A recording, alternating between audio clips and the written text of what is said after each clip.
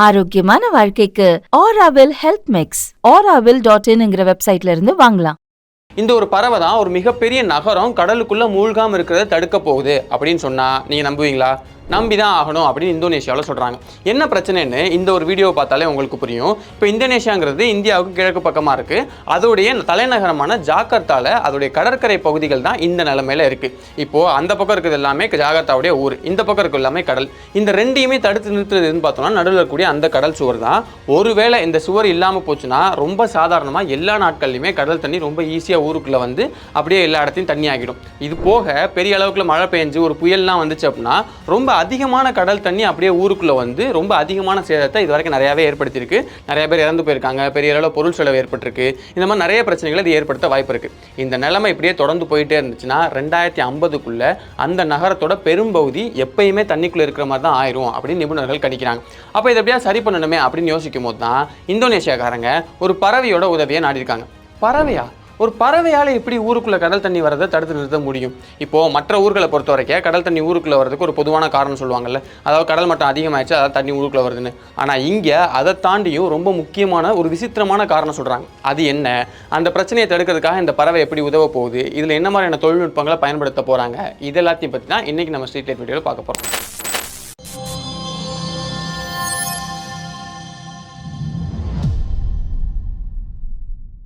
இந்த பிரச்சனையோட ஆரம்ப புள்ளி என்ன அப்படிங்கிறத முதல்ல பார்த்துடலாம். இந்தோனேஷியாவை பொறுத்தவரை அது 17,000க்கும் அதிகமான தீவுகள் ஒன்றா சேர்ந்த நாடு தான் இந்தோனேஷியா.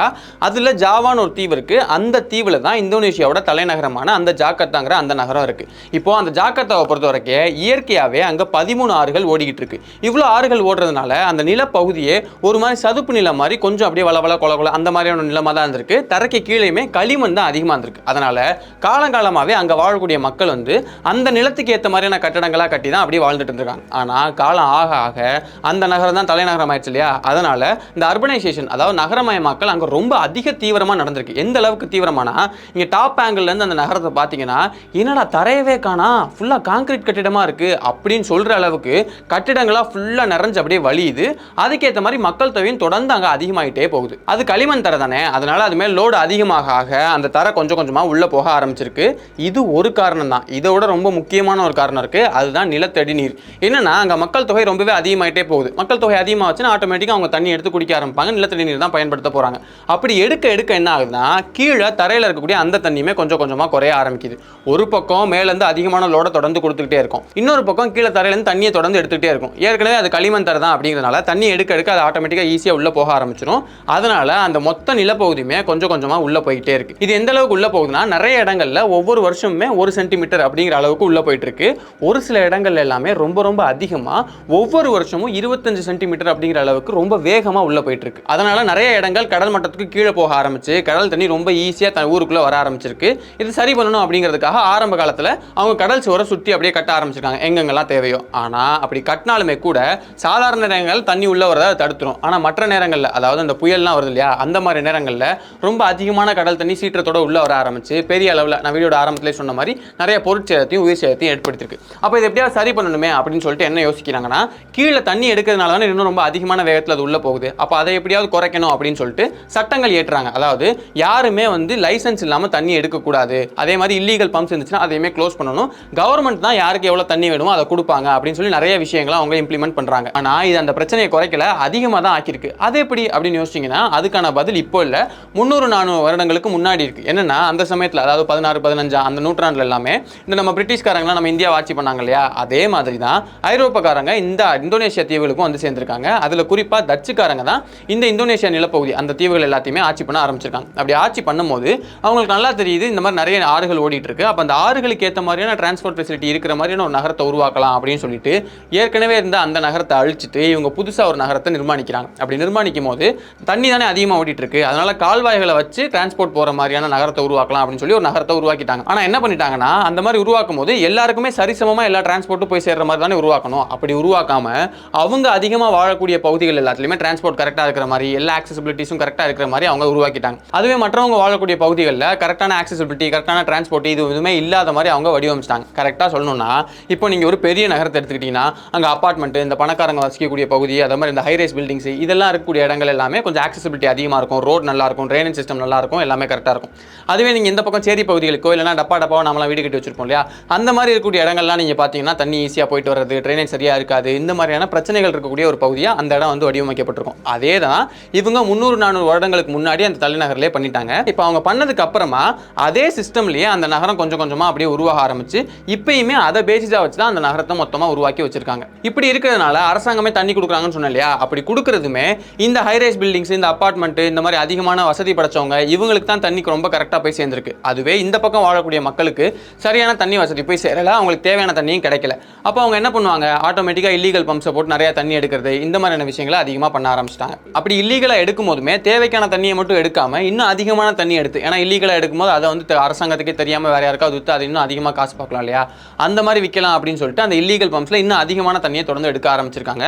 அப்போ இந்த பிரச்சனை நிற்காம தொடர்ந்து நடந்துகிட்டே தான் இருக்கு. அதனால ஜாக்கிரதா மூழ்கிறதுமே தொடர்ந்து போயிட்டே தான் இருக்கு. ஐயா இப்படியே விட்டோம்னா இந்த நகரம் மொத்தமாக மூழ்கிடுமே, அதுவும் தலைநகரம் வேற மூழ்க விடக்கூடாது இல்லையா, அதனால எப்படியாவது சரி பண்ணணுமே அப்படின்னு யோசிக்கும் போது தான் அவங்களுக்கு 2 முக்கியமான யோசனைகள் வருது. அதுல ரொம்ப ரொம்ப முக்கியமானது தான் நான் வீடியோட ஆரம்பத்தில் சொன்ன அந்த பறவை யோசனை. இந்த பறவைக்கு பேர் கருடா. இந்த கருடா தான் இந்தோனேஷியாவோட தேசிய சின்னமாகவும் இருக்கு. ஏன் ஒரு பறவை தேசிய சின்னமாக வச்சிருக்காங்க அப்படின்னு பார்க்கும்போது அந்த நாட்டில் வாழ்ற மக்களுடைய மத நம்பிக்கை சார்ந்த ஒரு பறவையா இது இருக்கு அப்படிங்கிறதுனால அதை சிறப்பிக்கிற விதமாக தான் இந்த கருடாவை தேசிய சின்னமாக வச்சிருக்காங்க. இப்போ இந்த கருடாவோட அதே வடிவத்தில், அதாவது ஒரு பறவையோட வடிவத்திலே ஒரு கடல் சுவரை கட்டி அது மூலமா கடல் தண்ணி உள்ள வர தடுத்து நிறுத்திடலாம் அப்படிங்கிறது தான் அவங்களோட திட்டமா இருக்கு. அடச்சி, இன்னொரு கடல் சுவர் தானா, ஏற்கனவே ஒரு கடல் சுவர் கட்டி தான் தண்ணி உள்ள வந்துகிட்டே இருக்குல்ல, அப்புறம் மறுபடியும் கடல் சுவர் கட்டினா மட்டும் நாட்டை காப்பாற்றிடலாமா அப்படின்னு கேட்டிங்கன்னா, இந்த முறை எக்ஸ்ட்ராவாக நிறைய விஷயங்கள் பண்ணியிருக்கோம், அது நிறைய ஸ்பெஷலாக இருக்குது அப்படின்னு சொல்கிறாங்க. அப்படி என்ன ஸ்பெஷல்னு பார்த்தோம்னா, அந்த கடல் சுவரை கடற்கரை ஓரமாக இல்லாமல் கொஞ்சம் தூரமாக தள்ளி கடலுக்குள்ளே கட்ட போகிறதா சொல்கிறாங்க. டிசைன் படி அந்த பறவையோடைய அந்த ரெக்கை தான் இந்த முக்கியமான சுவராக இருக்க போகுது.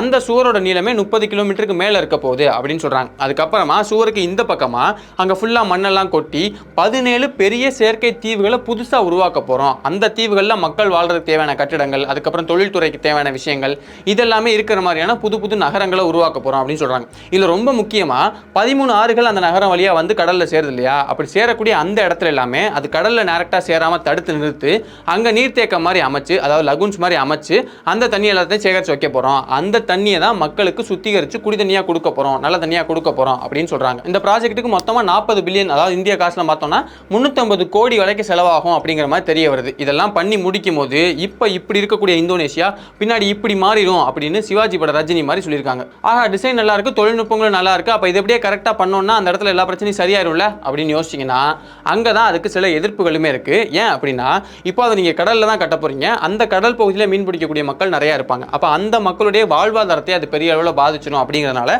அந்த மக்கள் எதிர்ப்பு தெரிவிக்கிறாங்க. என்னடா நீங்கள் என்ன புதுசாக பண்ணாலும் எதிர்ப்பு தெரிவிச்சிங்கன்னா எப்படி பண்ண முடியும் அப்படின்னு கேட்டிங்கன்னா, இங்கே தான் இந்த ப்ராஜெக்டை பற்றின சில முக்கியமான விஷயங்களை பற்றி நம்ம தெரிஞ்சுக்க வேண்டியிருக்கு. என்னன்னா, இப்போ இந்த ப்ராஜெக்ட் அறிவிச்சது இப்போ கிடையாது, 2014. இதோட 11 வருஷம் ஆச்சு. இப்போ வரைக்கும் அந்த பறவையில எவ்வளோ கட்டி முடிச்சிருக்காங்க, அட்லீஸ்ட் ரெக்கையாவது கட்டியிருக்காங்களா அப்படின்னு பார்த்தோம்னா பெரிய லெவலில் எந்த பெரிய முன்னேற்றமும் இல்லை. அங்கே ஒன்றும் இங்கொன்னுமா கொஞ்சம் கொஞ்சமாக தான் செவர்கள் கட்டியிருக்காங்க. இப்போ இதை பார்க்கும்போது தான் லாஜிக்கலாகவே ஒரு கேள்வி வருது. என்னன்னா, இப்போ இவ்வளோ பிரச்சனைக்கு முக்கியமான காரணம் என்ன? அந்த நகரத்துக்கு கீழே இருக்கக்கூடிய நிலத்தடி நீரை அதிகமாக பம்ப் பண்ணி எடுக்கிறாங்க, இல்லீகலாக நிறைய எடுக்கிறாங்க அப்படிங்கிறது தான்.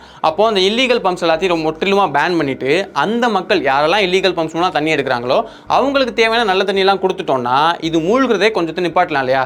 அதையே சரியாக பண்ண முடியல, அதை பண்ண முடியாத அரசாங்கமாக இவ்வளோ பெரிய ப்ராஜெக்டை பண்ணி முடிக்க போகுது அப்படின்னு இந்தோனேஷியா மக்கள் கேட்குறாங்க. இது ஒரு பக்கம் இருக்க, இன்னொரு பக்கம் 30 வருஷத்துக்குள்ளே இந்த பறவை முற்றிலுமாக கட்டி முடிக்கணும் அப்படிங்கிறது தான் அவங்க திட்டமாக இருக்குது. ஆனால் ஏற்கனவே இந்த நகரம் வேகமாக உள்ளே போயிட்டுருக்கு.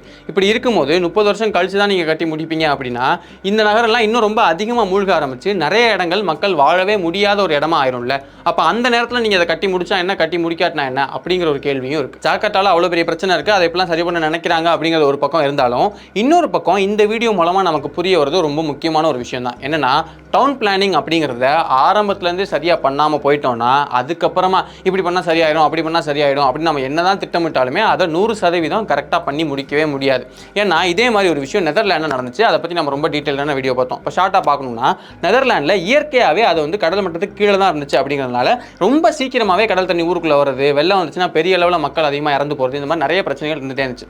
அப்போ என்ன பண்ணுறாங்கன்னா கடல்லேருந்து ரொம்ப தூரம் தள்ளி 32 கிலோமீட்டர் நீளத்துக்கு ஒரு கடல் சோரை, நீளமான கடல் சோரை கட்டி முடிச்சிட்டாங்க. ஆனால் அது வெறும் கடல் சோறா மட்டும் இல்லாமல் அது யூட்டிலிட்டி பேஸ்டாகவும் இருக்கு. ஏன்னா அந்த கடல் சோறு வெறும் சுவரா மட்டும் இல்லாமல் இந்த பக்கம் இருக்கக்கூடிய நிலப்பகுதியும் அந்த பக்கம் இருக்க நிலப்பகுதியும் கனெக்ட் பண்ணுற மாதிரியான ஒரு சாலையும் அதோட சேர்த்து போட்டுட்டாங்க. அதுக்கப்புறமா அந்த கடல் சோரோட இந்த பக்கத்தில் நிறைய புது தீவுகளே உருவாக்கிறாங்க. மண்ணெல்லாம் உள்ள கொட்டி புதுசாக தீவுகளெல்லாம் உருவாக்கி அங்கே மக்கள் வாழ்றதுக்கு தேவையான சூழல், அதுக்கப்புறம் அங்கே விவசாயம் பண்ணுறதுக்கு தேவையான சூழல், இந்த மாதிரி நிறைய விஷயங்களை தொடர்ந்து அவங்க பண்ண ஆரம்பிச்சிட்டாங்க. அப்படி பார்த்தா இந்தோனேஷியாலே அதானே பண்ணுறாங்க அப்படின்னு யோசிச்சிங்கன்னா நெதர்லாந்து இதை பண்ணி முடிச்சது 90 வருடங்களுக்கு முன்னாடி 1930லேயே. அந்த காலத்தில் அந்த நகரம் பெருசாக வளர்றதுக்கு முன்னாடியே இவ்வளோ விஷயங்களையும் யோசிச்சு அது எல்லாத்தையும் கரெக்டாக பண்ணி முடிச்சிட்டாங்க. அதுக்கப்புறமா தான் அந்த நகரம் பெருசாக வளர ஆரம்பிக்குது. அதாவது அந்த நாடே அதுக்கப்புறமா தான் பெருசாக வளர ஆரம்பிக்குது. அதே மாதிரி அந்த நாடு வளர வளர புது புது டெக்னாலஜிக்கு ஏற்ற மாதிரி அந்த கடல் சோறையும் அந்த புது புது நிலங்களையுமே தொடர்ந்து அப்டேட் பண்ணிக்கிட்டே இருக்காங்க. ஆனால் இந்தோனேஷியாவில் ஜாகர்த்தாவை பொறுத்த வரைக்கும் அது ஏற்கனவே வளர்ந்து முடிஞ்சிருச்சு. அதாவது இதுக்கு மேலே என்னை விட்டுருங்கடா அப்படின்னு அந்த நகரமே சொல்கிற அளவுக்கு அது வளர்ந்து முடிஞ்சிருச்சு. அதுக்கப்புறம் நான் அது பிரச்சனையை சரி பண்ண போகிறேன் அப்படின்னு நம்ம போனோம்னா கண்டிப்பாக அதால் சரி பண்ண முடியாது. இது இந்தோனேஷியாவுக்கு மட்டும் இல்லை, எல்லா நகரங்களுக்கும் போகணும். ரைட். இப்போ இந்தோனேஷியாவில் இதை தாண்டி இன்னொரு முக்கியமான பிரச்சனை என்னன்னா அவங்க புதுசாக கட்ட போகிற அந்த கடல் சுவருக்கு அதிகமான இன்வெஸ்ட்மெண்ட் எதுவுமே வந்து சேரல. அப்படி வந்து சேர்ந்த இன்வெஸ்ட்மெண்ட்டுமே இதுக்கு மேலே நாங்கள் இன்வெஸ்ட் பண்ணலங்க அப்படின்னு சொல்லிட்டு பாதியில் கிளம்பி போகிறது, அதுக்கப்புறமா சரியான ஃபண்டிங் அவங்க எடுத்து வர முடியாமல் போகிறது, ரொம்ப முக்கியமாக இது வரைக்கும் கட்டி முடிச்ச இடங்கள்லேயே ரொம்ப அதிகமான ஊழல் நடந்து அது பெரிய பிரச்சனையானது. இந்த மாதிரி நிறைய பிரச்சனைகள் அதை சுற்றி இருந்துகிட்டே தான் இருக்குது. அதனால் கண்ணு கட்டின தூரம் வரைக்கும் அந்த பறவையை அவங்க முழுசாக கட்டி முடிப்பாங்க அப்படிங்கிற மாதிரி தெரியல. இருந்தாலும் நம்ம எல்லா வீடியோலையும் சொல்கிற மாதிரி தான் இந்த வீடியோலையும் சொல்லணும். காலம் தான் அதுக்கு பதில் சொல்லணும். பொறுத்திருந்து பார்ப்போம் அவங்க கட்டி முடிக்கிறாங்களா இல்லையான்னு. இந்த வீடியோவில் இந்தோனேஷியாவோட கடல் சூரை பற்றி பார்த்த மாதிரி இதுக்கு முன்னாடி பாலைவனத்தில் நடந்த ஒரு விஷயத்தை பற்றி பார்த்துருப்போம். ஆனால் அது வந்து எக்ஸாக்டாக சுவர் கிடையாது, கண்ணாடி. 170 கிலோமீட்டர் நீளத்துக்கு பாலைவனத்துக்கு நடுவில் 2 கண்ணாடியை வைக்கலாம் அப்படின்னு சவுதி அரேபியா சார்பில் முடிவு பண்ணியிருக்காங்க.